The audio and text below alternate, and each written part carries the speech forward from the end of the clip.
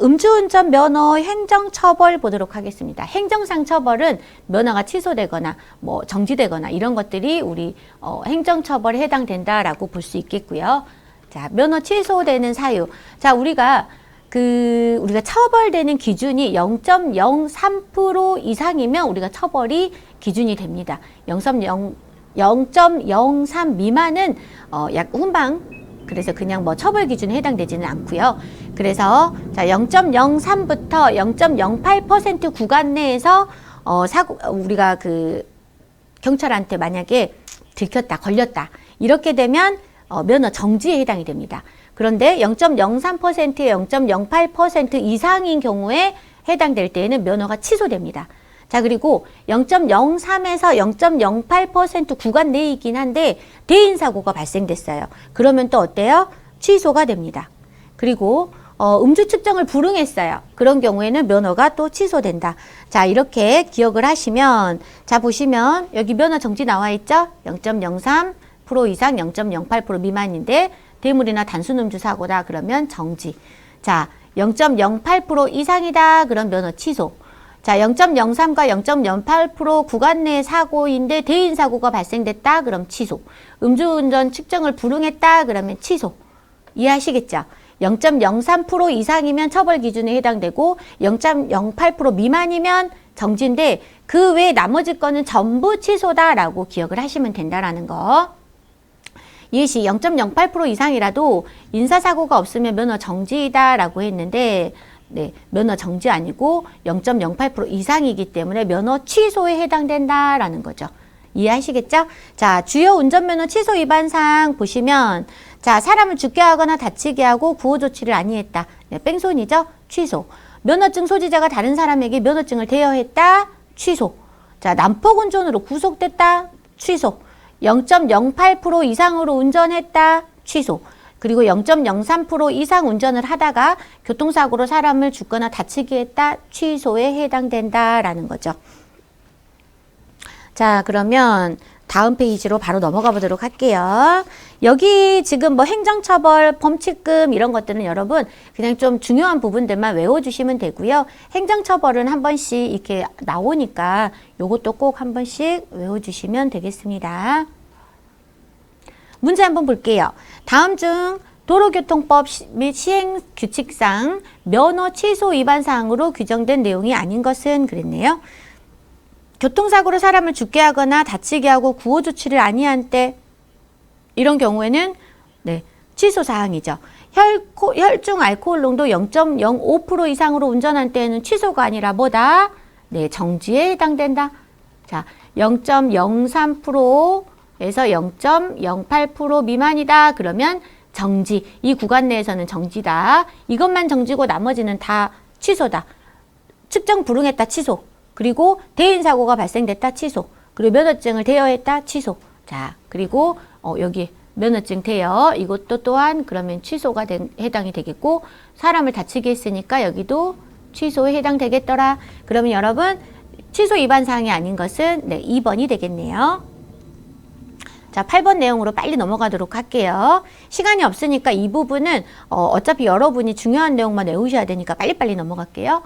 교통사고 및 법규 위반별 벌점 및 범칙금 그랬네요. 기준은 승용차를 기준으로 해서 저희가 알아볼 거고요. 여기에서 외우실 거 인적 교통사고 벌점 문제가 사망은 몇 점이냐라고 나오거든요. 사망 90점, 중상 15점, 경상 5점, 부상 2점인데 사중 경부 이렇게 외우시고 90, 15, 52, 52 이렇게 외워주시면 되는데 경상하고 부상을 좀 헷갈리시는 분들 계세요. 경상이 5점이고 여러분 부상이 2점이에요. 그래서 불이라고 외워주시면 부상이 제일 낮은 점수더라 라고 기억하실 수 있으실 거고요.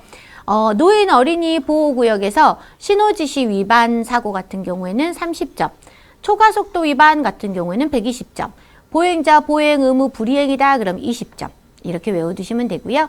면허 정지 누적 점수 30점. 이거 한 번씩 시험에도 또 잘 나오더라고요.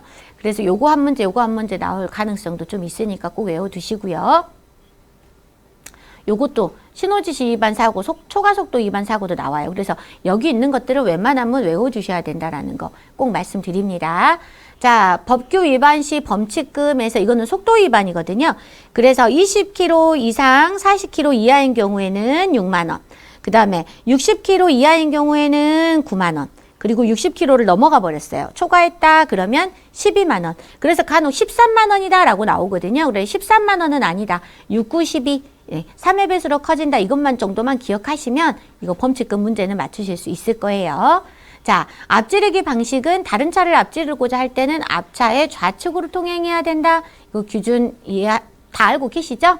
그리고 앞지르기 위반 시에도 여러분 특례 미적용, 특례 미적용으로 공소가 가능합니다. 자, 그리고 중상해 사고 시 처벌 강화. 내가 사고를 냈는데 상대방 피해자가 중상해 사고, 뇌에 중대한 손상을 입었어요. 그런 경우에는 종합보험에 제가 가입되어 있다 하더라도 형사처벌의 대상이 됩니다. 중상해 사고도 그렇고요. 또 12대 중과실로 사고를 낸 경우에도 종합보험에 가입되어 있어도 특례 미적용 사고로 형사처벌 대상이 됩니다.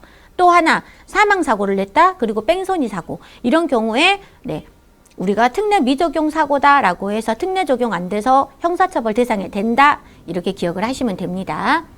공소가 제기됐다라는 것은 처벌이 가능해진다라는 뜻이에요. 자, 스쿨존 사고 시 교통사고 처리 특례법 처벌 특례 제외 당연히 처벌하겠죠.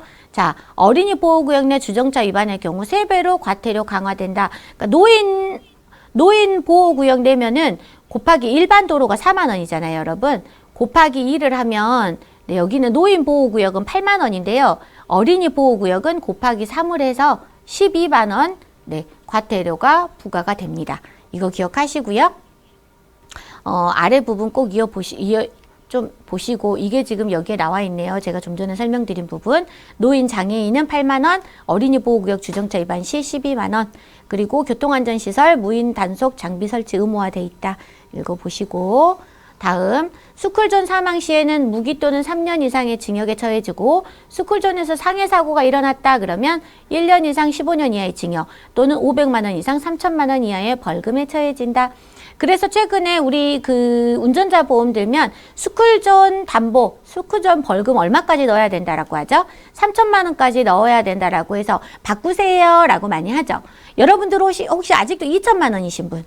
그런 분들 있으면 이번에 자격증 따시고 자기 운전자 보험부터 빨리 금액을 배서해서 올리시기 바랍니다. 3천만 원까지 벌금 부과될 수 있어요. 자, 1번 문제 볼게요. 죄송합니다. 다음 중 도로교통법상 교통법규 위반 시 부과되는 범칙금 및 벌금 부과 내용 중 잘못된 것은 그랬네요. 자, 어린이 보호구역 내 주정차 금지 위반 시 과태료는 곱하기 3에서 8만 원이 아니라 얼마다? 12만 원이다. 자, 일반 도로에서 규정 속도보다 60km 이상 속도 위반 시 범칙금은 12만 원이다. 맞고요. 통행금지 제한 위반 시 범칙금 4만 원. 무인 단속 장비로 신호 지시 위반 적발 시 과태료는 7만 원이다. 자, 문제 2번 볼게요. 교통사고 및 법규 위반 사항에 따른 벌점과 관련하여 벌점은 누적 점수에 따라 몇 점 초과 시에 면허가 정지되는가? 면허 정지되는 누적 점수 몇 점이라고 말씀드렸죠? 40점 말씀드렸죠. 아까 위에 제가 여기 면허 정지 누적 점수 40점 이거 외워야 된다고 말씀드렸죠? 종종 이렇게 시험에 출제되는 경우 있으니까 꼭 외워주시기 바라고요. 다음 페이지 넘어가도록 하겠습니다. 자, 도로교통법에 의해서 죄송합니다. 제가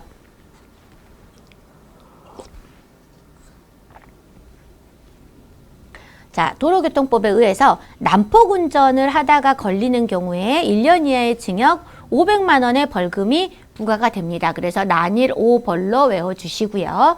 자, 구속 시에는 면허가 취소되고요. 불구속 시에는 40일 면허 정지, 그리고 특별교통안전교육 6시간 이수해야 합니다.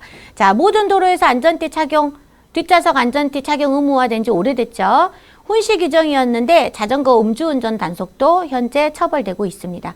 그리고 예시 보시면 이것도 시험 문제 잘 나오거든요. 75세 이상 고령자의 적성검사 주기는 2년이 아니라 몇 년이죠? 3년에 해당됩니다. 이것도 문제 잘 나와요. 75세 이상 고령자 몇 년에 한 번 적성검사 받는다? 3년에 한 번씩 받아야 된다. 자, 중앙선이 없는 도로와 차도가 구분되지 않은 도로에서는 최근에 보행자가 우선이 되겠습니다. 예전에는 마주보는 차의 반대쪽으로 주의해서 걸었어야 하거든요. 그런데 지금은 어떻다? 보행자가 우선이에요. 그래서 자동차가 보행자의 주의해서 가야 된다. 그리고 회전교차로 문제 출제될 경향이 있습니다. 회전교차로에 진입하기 전에 일시정지하고 서행해서 가야 된다. 일시정지하는 조건은 안에 이미 회전하고 있는 차량이 있는 경우 그 차량이 우선하고요. 위험한 상황에선 일시정지했다가 서서히 진입해야 된다. 그래서 무조건 일시정지한다. 또는 빨리 빠져나가야 한다. 둘 다 틀린 설명이다. 기억하시고요. 이거 시험 문제 그대로 나오거든요. 무조건 일시정지 아니고 빨리 빠져나가는 거 아니에요. 손해보험업계 교통사고 예방활동에 여러 가지 활동 지원 중이다. 네, 알고 계시고요. 자, 문제 보도록 하겠습니다.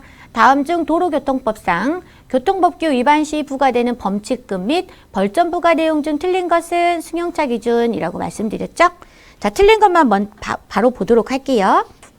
자, 난폭운전으로 형사 입건 시 벌금은 최대 300만 원 이하이다 라고 했는데 난 1, 5벌 외우라고 말씀드렸죠. 난 1, 5벌. 그래서 벌금은 얼마 이하이다? 500만 원 이하이다. 그래서 4번이 틀렸다라는 거죠. 1, 2, 3번은 맞는 거니까 꼭 읽어보셔요, 여러분. 자, 안전대 착용이 의무화되지 않은 도로는 한 곳도 없다. 네, 해당 사항 없음이 정답입니다. 실제 이렇게 출제가 됐었어요, 문제들이. 자, 이제 우리가 다음 챕터로 넘어가게 됩니다. 자, 손해보험 법규와 약관. 이전 우리 지금 도로교통법이나 이런 그러니까 우리 우리 보험범죄 및 교통사고에 관련된 부분은 좀 외워야 될 것들이 조금 있었잖아요. 자, 이제 손해보험 법규와 약관은 말 그대로 나중에 제가 두 번째 우리가 그 단락에서 하게 되는 손해보험 부분에서도 똑같이 나오거든요. 그러니까 이거는 좀 주의해서 깊이 기억을 하셔야 된다라고 말씀드리고 자, 수업 들어가 보도록 하겠습니다. 자, 손해보험에서는 보험계약 관계자를 계약자, 피보험자, 그리고 보험수익자, 보험회사로 나누어서 보고 있습니다. 자, 계약자는 계약 체결의 당사자예요. 그리고 보험료 납입의 의무를 가지고요. 만기 환급금을 수령하는 자에 해당이 됩니다. 자, 보험계약자는 보험수익자를 지정 또는 변경할 수 있어요. 이거는 보험계약자만 할 수 있어요. 그리고 보험계약자 본인도 변경할 수 있어요.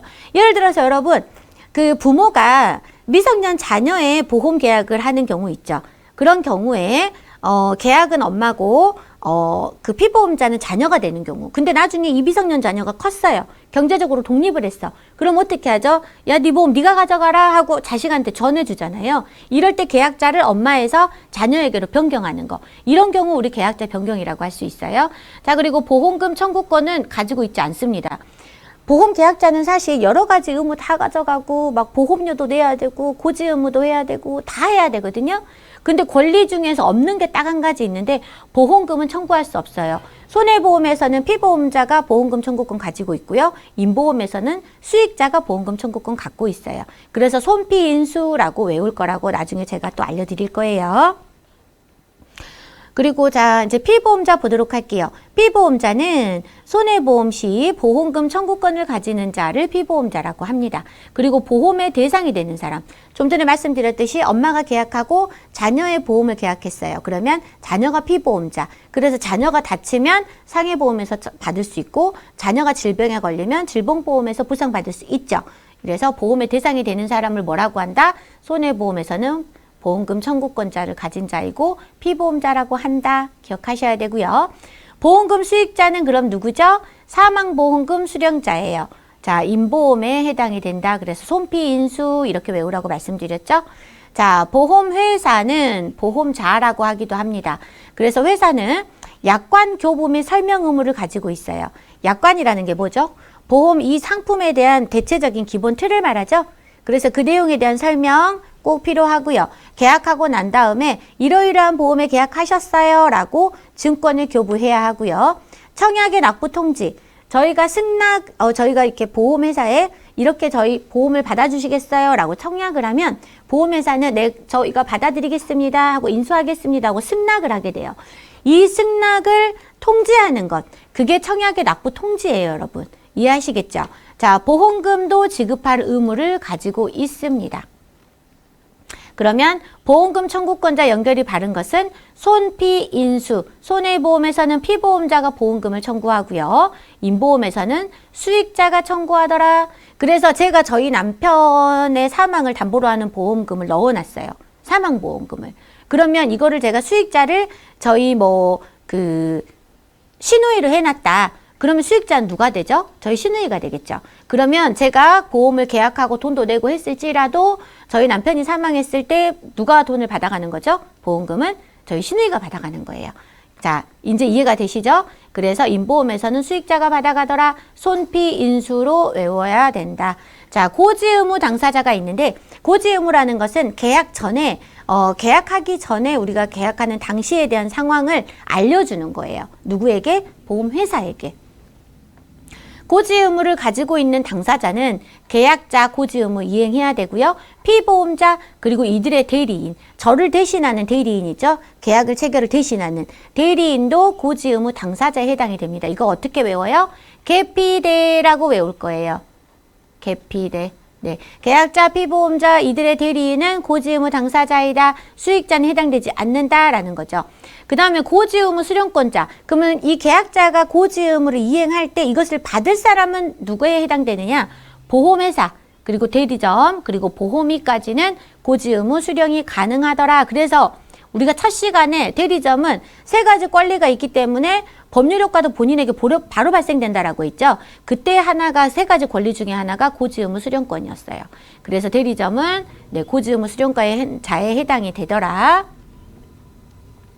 그리고 만약에 우리가 계약 전 알릴 의무, 고지의무를 위반했어요. 그럼 보험회사는 계약 해주권을 가집니다. 누구를 상대로? 계약자를 상대로. 해지할 거야. 해지시켜버리는 거예요. 자, 그 사실을 안 날로부터 1개월 안에 해지 가능하고요. 계약 성립 후에 3년 이내 해지가 가능합니다. 자, 제 주변에 최근에 간병인 지원 보험을 들었어요. 그런데 알릴 의무에 뭐가 들어있었냐면 2년 이내에 입원했던 기록이 있으면 이게 가입이 안 된다라고 고지 의무에 정해져 있었거든요. 근데 본인도 기억 못하는 2년 내에 입원했던 일이 있었던 거예요. 뭘로 입원했었냐 하니까 살짝 어지러우니까 가서 링거나 하나 맞지 하고 1박 2일 병원에 쉬면서 링거를 맞은 거죠. 그게 입원으로 처리가 돼버린 거예요. 본인 기억했어요? 못했어요? 못했어요. 그래서 병원에 그 보험회사에 고지를 못했어요. 근데 나중에 이 사람이 수술하게 돼서 간병인을 썼는데 나중에 서류를 청구를 했더니 보험회사에서 뭐라고 연락이 왔어요? 2년 이내에 고객님 입원하셨었네요. 고지 의무 위반이에요. 자, 이 보험 해지 처리하겠습니다. 라고 연락을 받은 거예요. 여러분 이제 어떨 때 해지가 되는지 아시겠죠? 고지 의무를 위반했을 때는 보험회사는 계약자를 상대로 해지를 할 수 있다는 거. 그래서 고지 의무를 정확하게 이행을 해야 된다라는 거고요. 어떻게 고지 의무 위반 시에는 안날로부터 1개월, 계약이 성립된 후부터는 3년 이내 해지 가능하더라. 그래서 우리가 외울 건데요. 고, 통, 해, 일, 3이라고 외울 거예요. 여러분 빨리 쓰세요. 나중에 이건 계속 나와요. 제가 계속 말씀드릴 거예요. 고통의 13, 고통의 13. 자, 그리고 소멸시효라는 게 있어요. 우리가 뭔가를 누군가한테 청구하는 기간이 정해져 있고 그 기간이 지나버리면 그 청구권은 소멸돼 버린다라고 해서 청구권 소멸시효라는 게 있는데 회사는 계약 당사자들에게 2년만 청구할 수 있어요. 그런데 고객은 회사에게 몇 년 청구 가능해요? 3년 청구가 가능해요. 자, 그래서 보험회사는 2년 청구만 가능하다. 소멸시효는 2년이에요. 2년이 지난다. 그러면 우리 계약자에게 보험료를 청구할 수 있는 권리가 상실돼 버리는 거예요. 자, 보험회사는 우리한테 몇 년간 보험료 청구할 수 있어요? 2년 청구할 수 있어요. 그런데 나머지 보험 계약자의 청구권은 소멸시효가 3년이에요.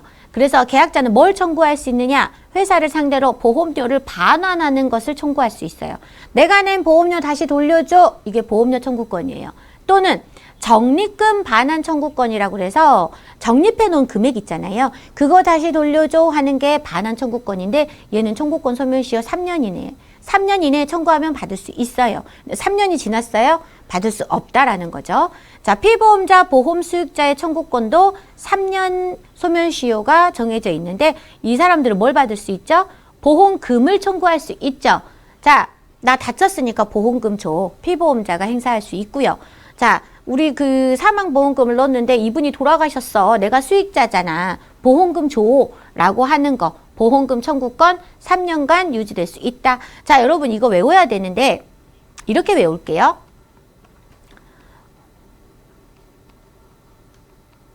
료가 들어간 거는 2년 청구권 행사할 수 있다. 회사가 청구하는 건 2년이다. 또는 근데 료도 들어가 있더라도 료는 무시하고 금이나 반환이란 글자가 들어갔다. 그러면 3년이다. 이거는 계약 당사자 그리고 피보험자와 수익자의 청구권이더라. 그렇게 해서 자, 료 2년, 금반환 3년 이렇게 외우시면 돼요. 이해하시겠죠? 그런데 보험료 반환 청구권이다. 그럼 요도 들어가고 반환도 들어갔잖아. 이런 경우에 뭐를 먼저 보신다? 반환을 먼저 보시라. 금반환 3년, 그 외에 료만 들어간 건 2년. 회사가 우리한테 청구할 수 있는 거 2년, 내가 회사에 청구할 수 있는 거 3년. 자, 이렇게 기억하시고 자, 넘어가도록 하겠습니다. 이거 중요해서 제가 좀 자세히 설명드렸던 거예요. 시험에 자주 나와요. 자, 보험회사의 의무 이렇게 쭉 나와 있고요. 계약자, 고객의 의무가 나와 있는데 이것 좀 볼게요. 여기만. 자, 고지 의무는 설명드렸어요. 계약 전 알릴 의무에 해당된다. 이거는 계약 체결 시에 보험료 산정 또는 계약의 인수 여부에 영향을 미치는 중요한 사항을 알리는 의무예요. 이 사람이 너무 아픈 데가 많아요. 또 예를 들어서 발목 골절이 됐어요. 그런데 발목 골절을 담보하는 보험을 넣겠대요. 그럼 보험회사 입장에서 받고 싶을까요? 아니, 안 받고 싶어요 하겠죠. 이래서 고지 의무를 이행하라고 하는 거예요. 자기가 어떠한 질병을 갖고 있고 어떠한 어떤 그 내력을 가지고 있는지. 그래서 인수 여부에 영향을 미치는 중요한 사항은 뭐다? 고지 의무다. 이거는 누가 갖고 있다? 계약자, 피보험자 이들의 대리인이 고지해야 될 의무를 갖고 있다. 언제까지 고지해야 되냐? 계약 성립 전까지 해야 된다. 왜? 그래야지만 보험료도 산정할 수 있고 인수 여부도 결정할 수 있으니까. 자, 방법은 구두나 서면 제한 없어요. 그런데 현실적으로 우리 실전에서는 어떻게 한다? 청약서상의 질문표를 사용하게 돼요. 그래서 여러분들이 외우고 있지 않아도 질문표에다가 고객들이 체킹을 하게끔 되어 있습니다. 자, 통지 의무는 뭐냐? 고지 의무와 비슷한데 고지 의무는 계약 전에 알릴 의무죠. 통지 의무는 계약 후에 계약을 이미 했어요. 그 유지 중이야. 근데 뭐가 변동이 됐어. 그런 경우에는 계약 성립 후 위험이 변경됐거나 또는 증가됐거나 그런 것들을 알릴 의무예요. 예를 들어서 내가 가지고 있는 건물을 가지고 화재보험에 가입을 했는데 중간에 제가 이 건물을 다른 사람한테 넘기게 됐어요. 그럼 어때요? 양도해버렸잖아요. 그런 경우에는 회사에 통지를 해줘야 되는 거예요. 이해하시겠죠? 손해방지 의무 별표 2개 해놓으세요. 손해방지 의무. 자, 게을리하여도 보상이 가능하다. 해지 사유에 해당되지 않는다라고 했죠. 손해방지 의무는 여러분 고의로 게을리해도 보상은 해줍니다. 그리고 해지 사유에 해당되지 않아요. 대신 늘어난 손해에 대해서는 보상하지 않는다라는 규칙이 있는데 손해방지 의무를 이렇게 설명해 드릴게요. 제가 가지고 있는 건물이 1층부터 10층까지 건물이라고 해봅시다. 그런데 1층부터 10층까지의 건물이 1억짜리예요. 그래서 한 층당 1천만 원에 책정이 돼 있어요. 그런데 불이 났어요. 처음에는 최소 1층만 불에 탔어. 근데 제가 보니까 1층만 불에 탔는데 홀라당 타버려라. 1억 받아버리지 뭐 하고 냅둬버렸어요. 근데 나중에 보험금을 주려고 할 때는 어떻게 해요? 화재 조사를 하겠죠. 그러면 최초 네가 발견했을 때 손해는 1층이었잖아. 그러면 최초 손해는 어떻게 할 수 없었으니까 1층에 대한 1천만 원은 보상해 줄게. 그런데 손해방지 의무, 너 더 이상 화재가 더 크게 발생되지 않도록 방지했어야 되잖아. 너 그 의무 게을리했잖아. 그러니까 2층에서부터 10층까지 탄 것에 대한 손해는 보상하지 않을 거야 라는 거예요. 그게 무슨 의무다? 손해방지 의무에 대한 내용이다. 최초 손해는 보상하겠어. 계약 해지하지 않겠어. 네가 고의로 게을리했으나 용서하고 1층은 보상하겠어. 그러나 늘어난 손해는 보상하지 않겠어. 이게 뭐다? 손해방지 의무에 해당되는 내용이다. 이거 여러분 손해방지 의무 잘 기억하셔야 돼요. 다음 중 보험회사의 의무에 해당하는 것은 보험증권. 네, 계약하고 나서 회사가 계약자에게 주는 거죠. 손해방지 의무는 누가 하는 거다? 네, 계약자, 피보험자 등등이 하는 거다. 자, 고지 의무는 누가 하는 거다? 계약자가 계피대가 해야 되는 거라고 말씀드렸죠. 자, 계약의 납부통지 의무는 고객이 청약을 하면 네 받아들일게요 라고 하는 거. 납부 승낙하는 거. 이거 누가 하는 거다? 보험회사가 하는 거다. 3번이 정답이 되겠고요. 소멸시효 기간 중 틀린 것은 료는 2년. 아이고. 금 반환은 몇 년? 3년. 자, 보시면 보험 계약자의 보험료 반환 청구권 몇 년이죠? 3년이 되겠죠. 그래서 2번이 틀렸다. 나머지 보험금 청구권 3년, 적립금 반환 청구권 3년, 보험회사의 보험료 청구권 2년. 다 맞는 답이죠? 자, 3번 넘어갈게요. 고지 의무에 대한 설명으로 틀린 것은 그랬네요. 고지의 시기는 보험계약 성립 전까지이다. 맞죠? 보험계약자의 대리인도 고지 의무 당사자이다. 개피돼. 맞잖아요? 자, 3번. 계약자 등의 고지 의무 위반이 있는 경우 보험회사는 계약을 무효할 수 있다라고 했는데 고통 해일삼 그랬죠. 뭐 할 수 있다? 해지할 수 있다. 고지의 방법은 구두든 서면이든 제한이 없으며 일반적으로는 청약서상의 질문표를 사용하더라. 정답은 3번이 되겠습니다. 다음 이제 보험증권과 관련된 내용들 보도록 하겠습니다. 보험증권이라는 것은 계약이 완료된 후에 계약자에게 고객님, 자, 그 고객님이 가입하신 보험증권은 이러이러한 상품입니다 하고 딱 주는 거예요. 우리 뭐 이렇게 반지 같은 거 사면 증권 주잖아요. 네, 그런 것처럼 이 보험에 대해서 적용되는 권리가 기재되어 있는 것들이라고 보시면 되고요. 그러나 증권 수령 여부와는 계약의 효력과는 전혀 상관이 없습니다. 그러나 어떻다? 보험증권은 지체 없이 교부해야 한다. 뭐 1개월 안에 교부한다. 그러한 그 기간 설정은 없어요. 그러나 지체 없이 교부할 의무는 가지고 있다라는 거죠. 손해보험 계약의 주요 요소에 관한 설명 중 옳은 것은 그랬네요. 보험회사는 보험계약 성립 후 1개월 내에 보험증권을 보험계약자에게 교부해야 된다라고 했는데 기간으로는 설정되어 있지 않다라고 말씀드렸어요. 지체 없이 교부해야 한다. 계약자가 보험증권을 받지 못했다 하더라도 보험계약의 효력에는 영향이 없다라고 말씀드렸고요. 계약제 피보험자 수익자는 계약을 체결함에 있어 중요한 사항을 보험회사에게 고지하여야 된다라고 했는데 수익자가 아니라 누구다? 개피대 대리인이다. 대리점뿐만 아니라 설계사도 고지 수령권을 가진다라고 했는데 세 가지 권리 설계사 가지고 있나요? 하나도 가지고 있지 않죠. 대리점만 가지고 있죠. 그래서 네, 틀렸다라는 거죠. 정답은 몇 번입니까? 네, 2번이 되겠습니다. 죄송합니다. 목이 자꾸 잠기네요. 자, 넘어가도록 하겠습니다. 보험의 목적 보도록 하겠습니다.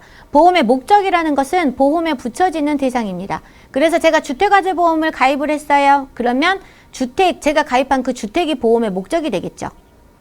자, 그리고 손해보험이라는 것은 물건이나 재산이 손해보험에서 보험의 목적이 되는 거고요. 임보험에서는 피보험자가 보험의 목적이 됩니다.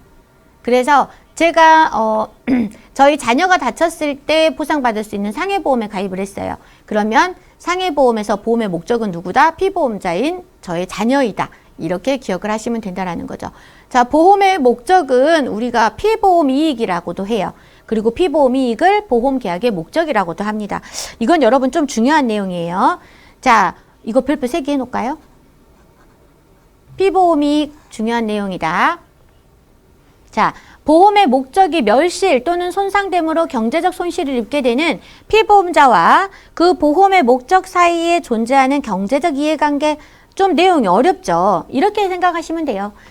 제가 보험을 넣음으로써 받을 수 있는 보험금, 그게 피보험 이익이에요. 쉽게 말하자면 제가 주택화재 보험에 이 건물을 가지고 가입을 했어요. 그런데 화재가 나서 제가 화재보험금을 보상을 받았어요. 그게 피보험 이익이라고요. 보험을 넣음으로써 제가 가져갈 수 있는 이익, 이게 경제적 이해관계, 이게 피보험 이익이다라는 거죠. 여러분 이해하시겠죠? 자, 피보험 이익의 요건은 적법해야 된다. 그래서 탈세나 도박 같은 것들은 피보험 이익이 될 수 없다라는 거예요. 적법해야 된다. 불법적으로 뭔가를 하는 것은 피보험 이익이 될 수가 없다. 자, 피보험 이익은 금전으로 산정이 가능한 것들이어야 한다. 그래서 경제성을 가진다. 그리고 명확하게 이익의 존재가 명확해야 된다. 존재가 뭔가 불분명한 것들은 피보험 이익이 될 수가 없죠. 왜? 산정할 수가 없으니까. 그래서 확정성이라는 특징을 가진다. 그래서 적경확 이렇게 외워주셔요. 피보험 이익의 3가지 요건. 적경확. 적법해야 된다. 경제성을 가져야 된다. 확정성을 가져야 된다. 자, 피보험 이익을 보시면 손해보험만의 개념이에요. 상법에서는 보험계약의 목적이라고도 합니다. 이거 시험 문제에 잘 출제가 되고요. 현존하는 이익뿐만 아니라 장래 이익도 피보험 이익으로서 가능하다. 장래 이익도 가능하다. 자, 피보험 이익에 대해서 틀린 것은 이렇게 지문이 나오면 얘네들 그대로 적어놓고 틀린 거를 하나를 만들어 놓는 거예요. 예를 들면 현존하는 이익에 한한다. 장래 이익은 포함되지 않는다. 이렇게 나와요. 그러니까 이거 말은 어렵더라도 어떻게 하면 된다? 자꾸 읽어갖고 이 지문 자체를 내 머릿속에 집어넣으면 된다라는 거예요. 아, 그러면 좀 말 이상하네? 아, 이게 정답이구나 라고 찾을 수 있다는 거예요. 현존하는 이익뿐 아니라 장래 이익도 피보험 이익으로 가능하다. 세 번째, 보상 최고 한도는 보험 가액 기준으로 결정한다 그랬네요. 보상 최고 한도액은 제가 1억짜리 건물에 2억을 넣어놓든 3억을 넣어놓든 보상 최고 한도는 어디까지다? 1억까지만 하겠다라는 거죠. 이익금지의 원칙하고도 연결이 되죠. 자, 그리고 1번 손해보험만의 개념이다라고 했는데 왜 손해보험만의 개념일까요? 재산에 관련된 부분, 재물에 관련된 부분은 이런 식으로 1억 또는 몇억 이렇게 금액으로 산정할 수 있지만 사람을 물건값으로 매길 수는 없잖아요. 그래서 손해보험만의 개념이고 인보험에서는 해당되지 않는다라는 거예요. 자, 그리고 보상 최고 한도는 보험 가액 기준이라고 꼭 말씀드렸습니다. 가입 금액은 2억, 3억을 넣어도 피보험이익에 어떤 그 보상 최고 한도액으로 적용될 수 없다라는 거고요. 초과 중복보험을 판정하는 기준이다. 피보험이익은 딱 1억까지잖아요. 1억짜리 건물이니까. 그래서 초과 중복보험의 판정 기준 1억보다 뭐 2억을 넣었다. 그러면 초과보험이다. 또는 두 개의 보험회사에 6천을 넣어서 1억 2천이 됐다.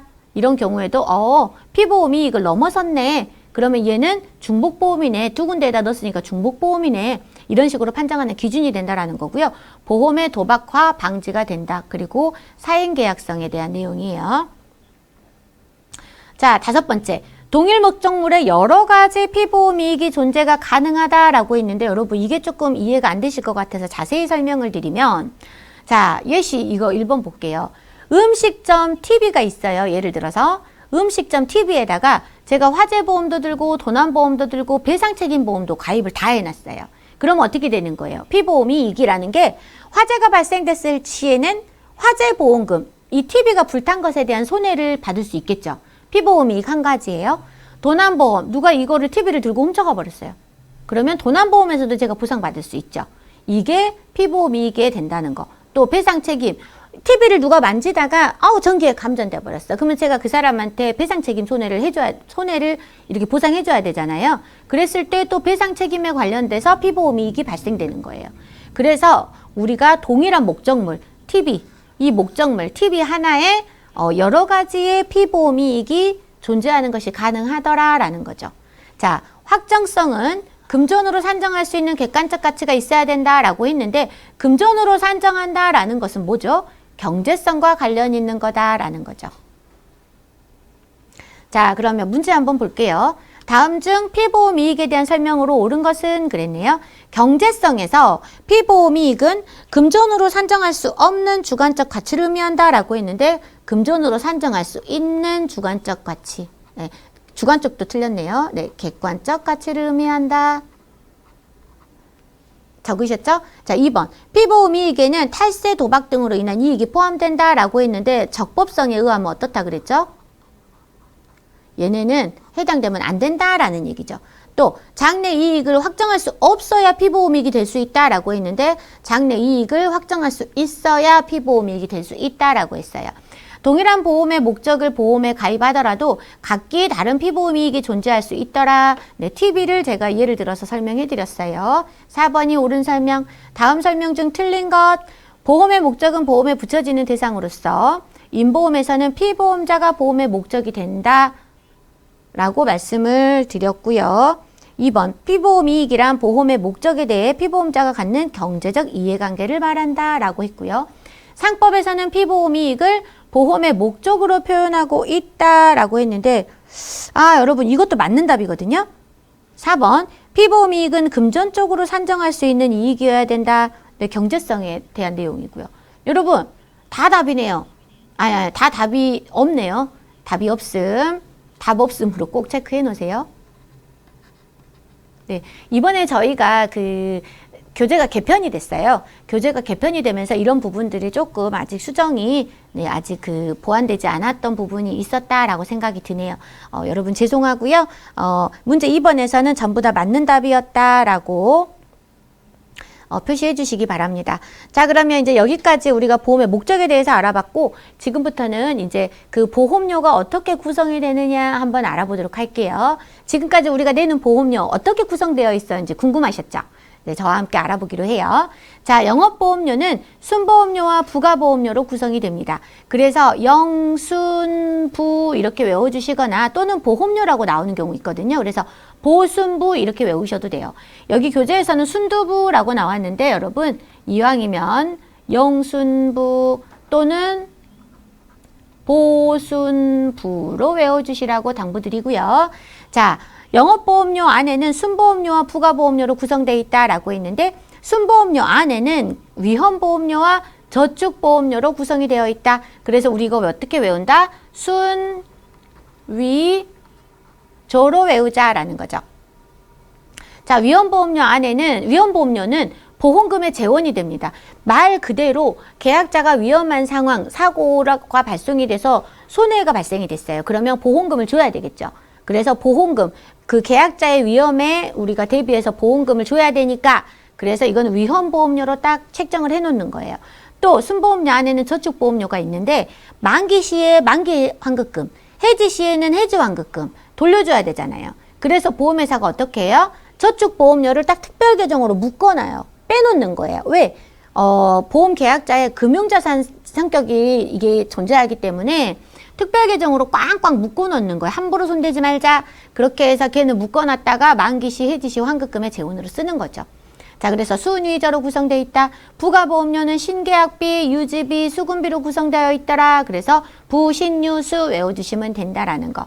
자, 신계약비는 자, 설계사 수당으로 사용되는데 초년도에만 줍니다. 계속해서 발생되는 건 아니에요. 우리 보험료로 평생을 설계사를 먹여 살리는 거 아니에요. 오해하지 마세요. 자, 유지비는 보험계약을 말 그대로 유지관리하는 데 사용됩니다. 그래서 직원 인건비, 점포 유지비 등이 쓰이고요. 수금비는 계속보험료 수금, 그래서 수금 수수료, 은행 수수료 이런 것들 사용된다라는 거죠. 그래서 외워볼게요. 영순부, 영업보험료는 순보험료와 부가보험료로 구성된다. 순보험료는 순위저, 위험보험료와 저축보험료로 구성된다. 부가보험료는 부신유수, 신계약비, 유지비, 수금비로 구성된다. 이거 여러분 별표 3개예요. 자, 넘어가도록 하겠습니다. 이제 문제 한번 볼게요. 보험사고의 요건 그랬네요. 보험사고의 요건. 아이고 죄송합니다. 뭐라는 거야, 그죠? 자, 문제. 보험료에 대한 설명으로 맞는 것은 찾아볼게요. 자, 영업보험료는 순보험료와 부가보험료로 구성된다. 네, 영순부. 그래서 맞는 설명이다. 영순부. 1번 맞았고요. 순보험료는 위험보험료와 영업보험료로 구성된다라고 했는데 순위저. 그러면 위험보험료와 무슨 보험료다? 저축보험료이다. 자, 부가보험료는 위험보험료와 저축보험료로 구성된다라고 했는데 부가보험료는 뭐다? 신유수. 신계약비, 유지비, 수금비로 구성되더라. 순보험료는 위험보험료와 부가보험료로 구성된다라고 했는데 순위저. 그래서 맞게 연결된 거는 1번이죠. 왜 제가 부신유수, 순위저, 영순부 이렇게 외우라고 하는지 아시겠죠, 여러분? 자, 그 다음에 부가보험료에 관한 설명으로 틀린 것은 부가보험료는 신계약비, 유지비, 수금비로 구성되지요. 늙은직 인건비는 유지비에 포함이 됩니다. 그 보험회사를 유지하는 데 들어가는 금액이니까요. 3번, 수금비는 계속보험료를 수금하는 데 필요한 재경비이다. 네, 들어가는 경비, 필요한 경비를 재경비라고 합니다. 재방경비. 4번, 점포 유지비는 신계약비에 포함된다. 라고 있는데 점포 유지비는 어디에 포함된다? 유지비에 포함된다. 라는 거. 자, 이렇게 이제 문제 풀이하실 수 있으시겠죠, 여러분? 자, 넘어가도록 할게요. 자, 보험사고의 요건 보도록 하겠습니다. 이거 자꾸 반복해서 나오는 건데, 헷갈리지 마시고 잘 보셔요. 보험사고로서 우리가 얘가 인정이 되려면 불확실한 사고여야 된다. 우연한 사고여야 된다. 좀 전에 우리 배우셨죠? 이전 시간에. 필연적인 거 안 된다라고 배웠잖아요. 우연히 발생된 사고여야 된다. 더군다나 어떤 것들이 사고 발생 여부, 그리고 시기나 방법 중 어느 하나라도 불확정한 것이어야 된다. 자, 발생 가능성을 보시면 발생이 가능한 사고여야죠. 그죠? 제가 외계인한테 잡혀가서 뭐 실험을 당해서 제가 뭐가 질병에 걸려올 가능성, 이거 보험사고의 요건에 해당될까요? 안 되겠죠. 왜? 발생 가능한 사고가 아니잖아요. 자, 한정성, 일정한 목적에 대하여 기간 내에 발생한 사고여야 한다. 그게 보험사고의 요건이 되고요. 적법성, 고의나 불법에 의한 사고는 보험사고가 될 수 없다. 불발한 적, 보험사고의 요건 외우실 때는 불발한 적 또 앞글자 따서 외우시면 되겠습니다. 왜? 아닌 거를 찾으라고 하는 경우에 문제 나오고요. 또는 한정성이 아닌 것은 하기도 하니까 좀 그렇게 읽어보시고요. 발생 가능한 사고는 보험사고로 적합하지 않다라고 했는데 발생 가능한 사고가 보험사고로 적합하다라고 했죠. 그리고 보험사고의 불확정성은 당사자의 입장에서만 불확정하면 된다라고 말씀드렸어요. 자, 첫 번째 문제 한번 볼게요. 보험사고에 대한 설명 중 옳은 것은 그랬네요. 보험사고의 우연성은 당사자의 입장에서 불확정하면 성립이 가능합니다. 자, 그러나 자 2번, 3번, 4번 볼게요. 자, 고의나 불법에 의한 사고도 보험사고가 될 수 있다? 절대로 불가능하다. 적법성에 위배가 된다. 보험사고는 보험계약에서 보험회사의 보험금 지급 책임을 구체화시키는 필연적 사고이다 라고 했는데 필연이 나오면 무조건 틀렸다 그랬어요. 우연적 사고이다. 발생 가능한 사고는 보험사고로서 적합하지 않다라고 했는데 발생 가능한 사고여야 한다라고 지정이 돼 있다라고 말씀을 드렸어요. 자, 다음 보험 가액과 보험 가입 금액에 대해서 알아보도록 하겠습니다.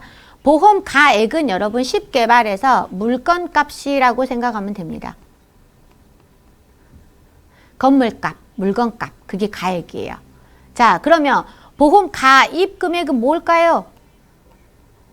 내가 내는 돈, 말하자면 지불하는 돈, 그게 가입 금액이고 계약상 최고 한도액이고 가액은 법률상 최고 한도액이에요.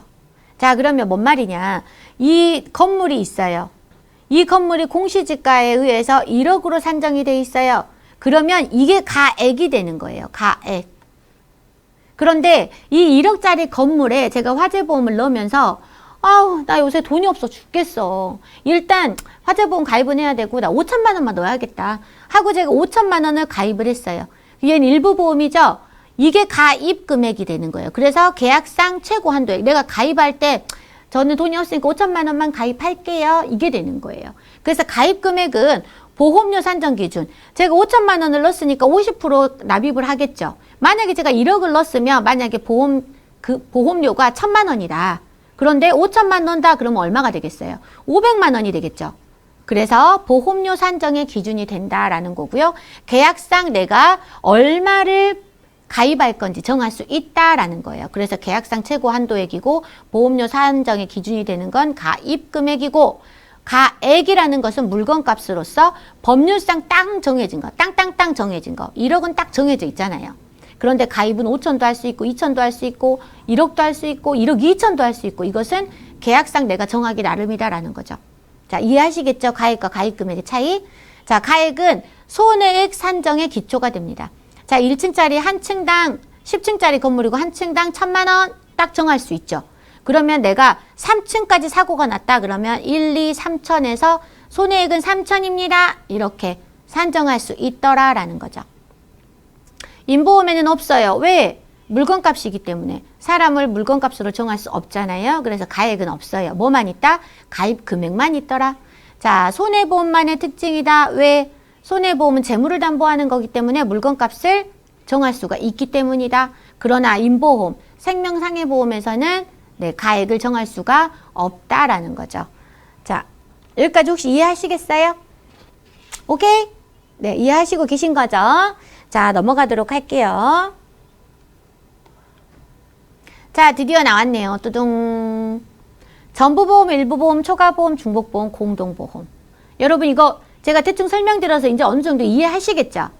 조금 이해하시죠? 자, 그렇지만 자세히 한 번 더 이제 표를 보면서 설명드릴게요.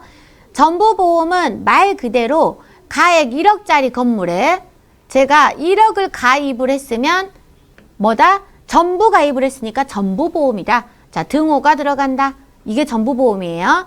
자, 보상 방법은 실제 손해를 보상을 할 겁니다. 1억을 넣어놨지만 실제 손해 3천만 원까지 발생됐다? 그러면 3천만 원 보상할게 라고 생각하시면 돼요. 실손보상이다. 보상 한도는 가입 금액을 한도로 하겠다라는 거고요. 자, 일부 보험 같은 경우에는 1억짜리 건물에 제가 얼마를 넣은 거예요? 한 5천만 원만 넣은 거예요. 뭐가 더 커요? 물건값이 더 크죠? 이런 경우에 우리가 일부만 가입했다 해서 일부 보험이라고 한다. 자, 이런 경우에는 무슨 보상한다? 비례 보상한다. 뭐에 비례해서 보상한다?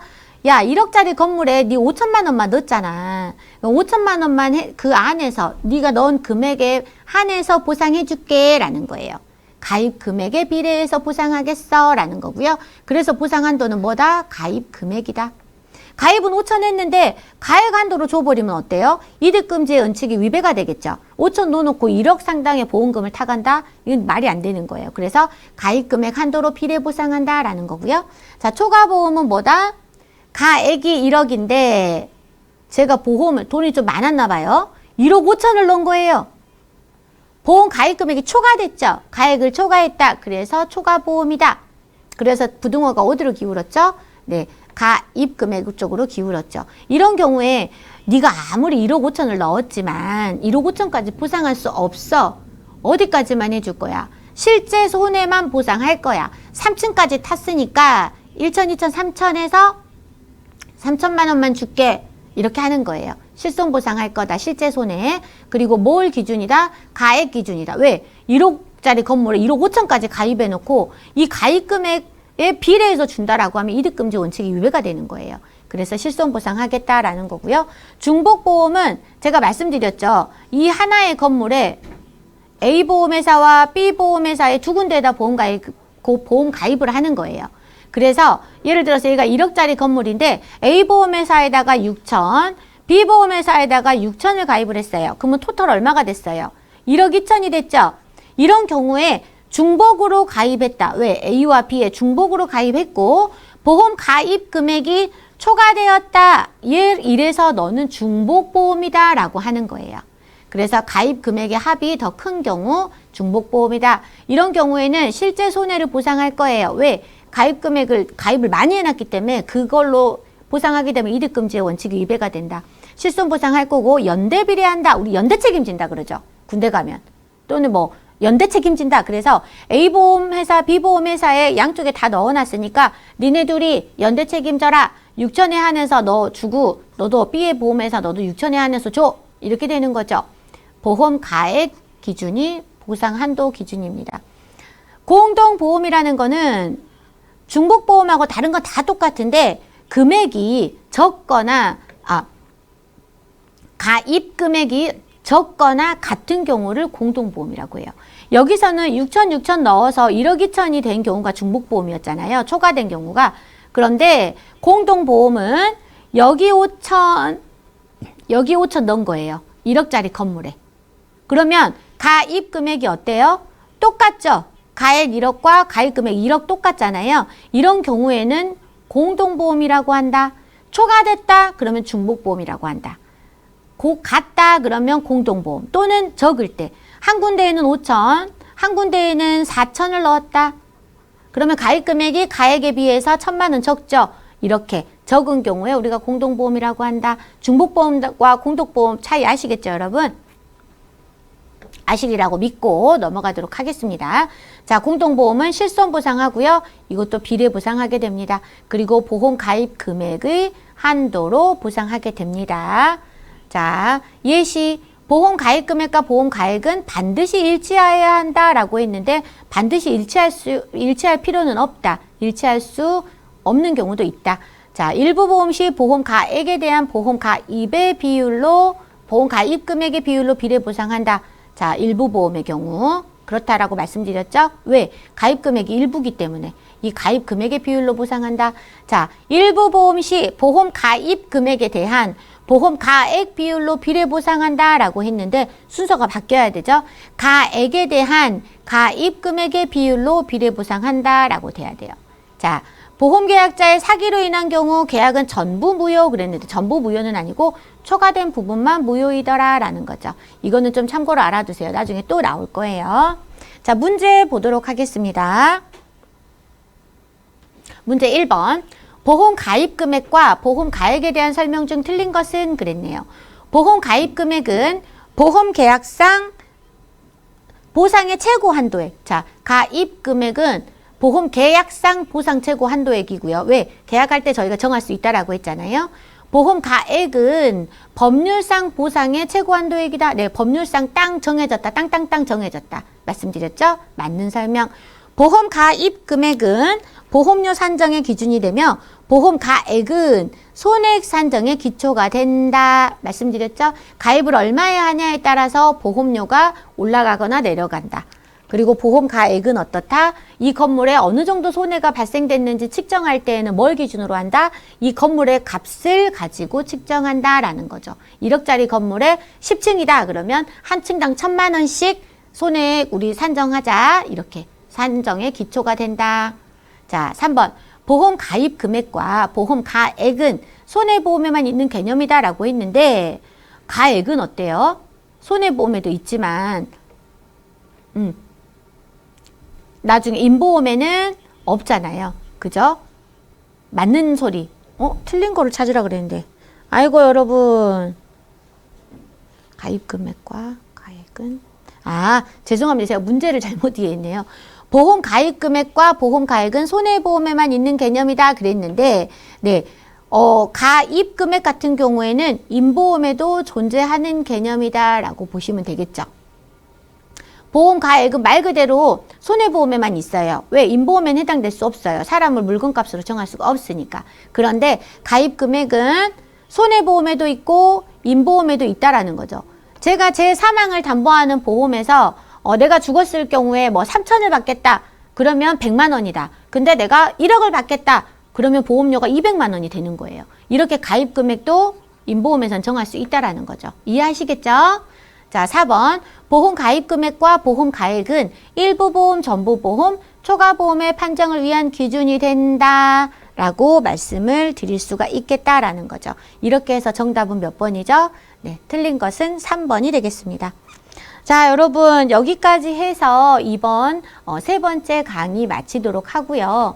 아주 그냥 어렵사리 여러분 점심시간을 제가 맞춰드렸네요. 자, 식사 맛있게 하시고 그리고 커피도 한잔 하시고 졸립지 않게 대비하신 후에 저희는 언제 만난다?